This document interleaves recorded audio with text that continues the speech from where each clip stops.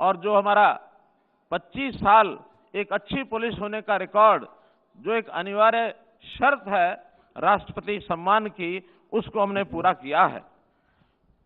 मित्रों, हमारे आज जो सम्मान ये दिया गया है माननीय गृह मंत्री जी द्वारा, इससे हम अपनी वर्दी पर इस निशान को लगा सकेंगे और निश्चित रूप से गर्व का अनुभव करेंगे।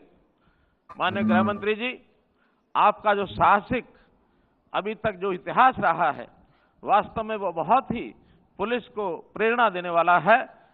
चाहे वो जम्मू कश्मीर से 370 का धारा को समाप्त करना हो, चाहे 35A को समाप्त करना हो। वास्तव में जम्मू कश्मीर में आजादी के बाद जिस प्रकार का आह्वान किया गया था कि वहां हमारा एक निशान, एक विधान और एक प्रधान होना चाहिए, वो स्वप्न इससे साकार हुआ है। और साथ ही जो एक समान नागरिकता संशोधन कानून, ये जो हम लेकर के आए, जिसका आपने एक साहस किया, जिससे लाखों लोगों को भारत की नागरिकता, जो विदेशों में रह रहे थे और वहां से वापस भारत देश में आए, उनको नागरिकता मिली। इससे भी लाखों लोग अपने घर में आकर के एक स्वाभिमान से रहने के लिए और उनको अवसर मिला है। इसी प्रकार जैसा अयोध्या में भगवान श्री राम जी का भव्य मंदिर, ये जो बनाने का काम किया, वास्तव में भी ये सारे ऐसे उत्साहजनक कार्य हैं जो एक गृह मंत्री के नाते आपकी ओर से किए गए और देश की पुलिस को इसका एक गर्व और गौरव इसका महसूस होता है। हरियाणा पुलिस आज के इस कार्यक्रम से बहुत नई प्रेरणा और उत्साह लेकर के चल रही है। हरियाणा पुलिस को बहुत से जोखिम उठाने पड़ते हैं।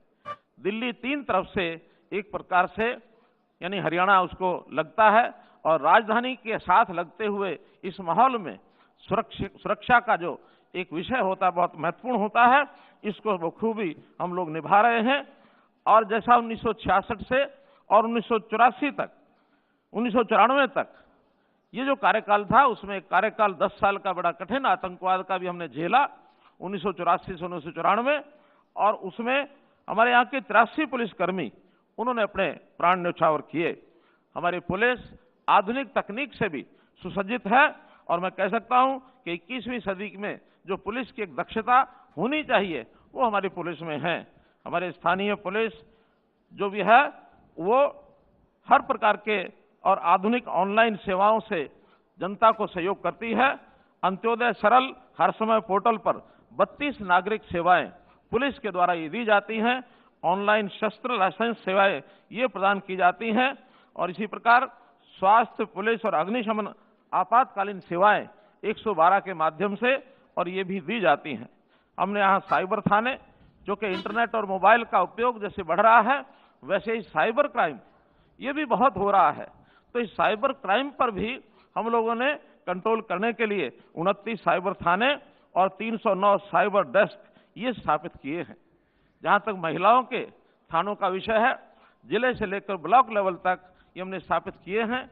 और साथ ही महिलाओं की संख्या 9% अभी हमारी पुलिस में है। हमारा टारगेट है कि हम इस महिलाओं की संख्या को 15% को किस प्रकार से लेकर के जाए।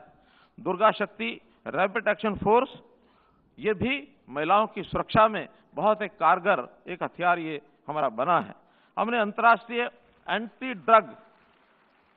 ड्रग सचिवालय ये बनाए हैं। आसपास के 7 राज्य, इनका एक एंटी ड्रग सचिवालय पंचकुला में स्थापित हुआ है।